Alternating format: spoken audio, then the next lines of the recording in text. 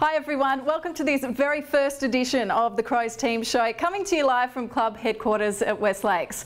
I'm Alana Smith. In just a tick, senior coach Don Pyke will be joining me to talk through all the key ins and outs ahead of a huge weekend of finals football for the Adelaide Football Club. Of course, on Saturday night, the AFL side take on North Melbourne in the elimination final, and then on Sunday at the same venue, our SANFL boys line up against South Adelaide in the semis. So let's get straight to it and check out the ins and outs for the game against the Kangaroos. And two massive names there you'll see. Midfielder Rory Sloane comes in following his 1 week suspension, which saw him miss the final game of the home and away season against West Coast. He is also fresh off being named All-Australian Vice-Captain. And defender Brodie Smith is also back after sitting out the Eagles' loss with concussion.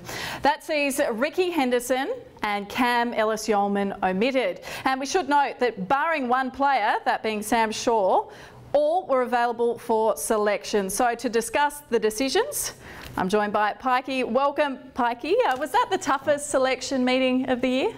Yeah, it was a very difficult one. I mean, we've got, as you say, we've got a lot of guys available, and you know, at the end of the day, the two boys who miss out are unlucky, and but we take a really strong side in on Saturday night. What has Brodie Smith shown you in the lead up? Obviously coming off concussion, how's his training been?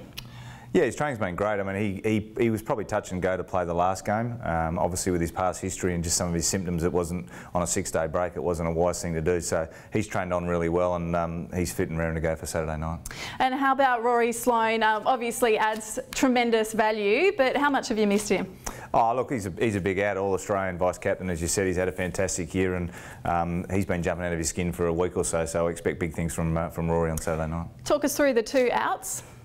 Yeah, very unlucky, the two boys. I mean, Cam Ellis-Yolmen's had a great year, and probably like for like with Sloaney coming back in. And Ricky, who was pretty solid against West Coast, is again just probably a little bit of a victim of circumstance in terms of with Smithy coming back.